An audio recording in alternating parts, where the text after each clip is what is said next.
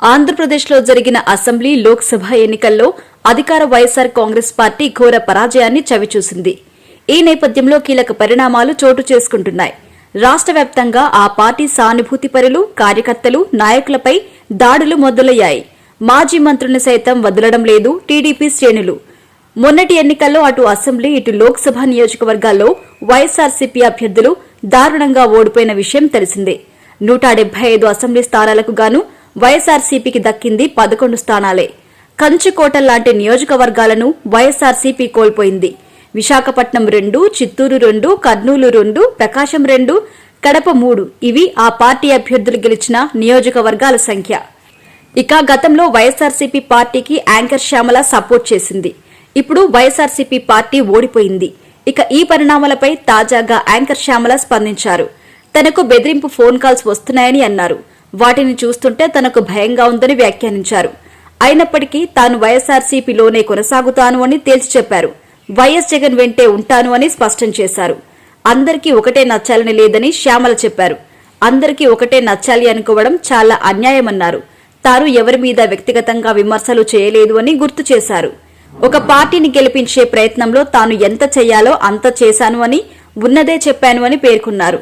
ఈ ఎన్నికల్లో విజయం సాధించిన తెలుగుదేశం, జనసేన, భారతీయ జనతా పార్టీ కూటమికి ఆమె శుభాకాంక్షలు తెలిపారు. ప్రజలు ఇచ్చిన తీర్పును స్వాగతిస్తున్నామని తెలిపారు. ఇది ప్రజల తీర్పు అని, దాన్ని శిరసా వహిస్తాను అని అన్నారు.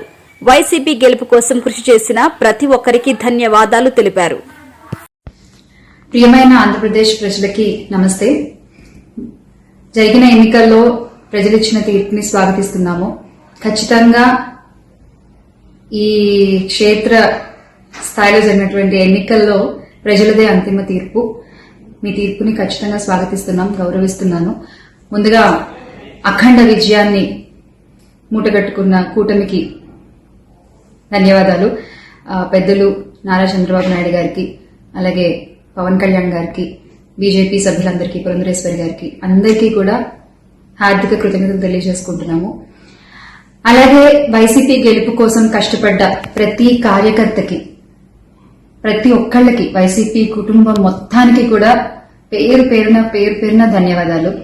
ఎస్, ఓడిపోయాము, కానీ ఒకటి గుర్తుపెట్టుకోవాలి, గెలిచిన నాడు ఎప్పుడూ విర్రవీగలేదు విజయ గర్వంతో.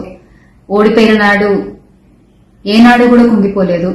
అలాగే ఈసారి కూడా మన జగన్మోహన్ రెడ్డి గారు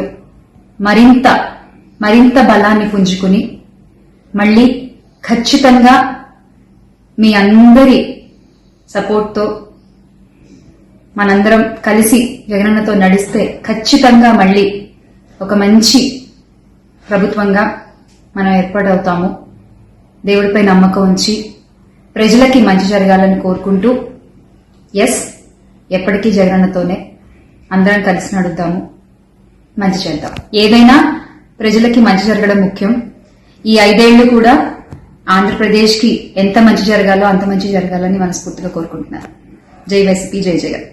థ్రెటనింగ్ కాల్స్ గురించి వచ్చేసరికి, ఎస్, చాలా కాల్స్ వస్తున్నాయి, చాలా బెదిరిస్తున్నారు. ఒక రకమైన భయంగానే ఉంది నాకు కూడా.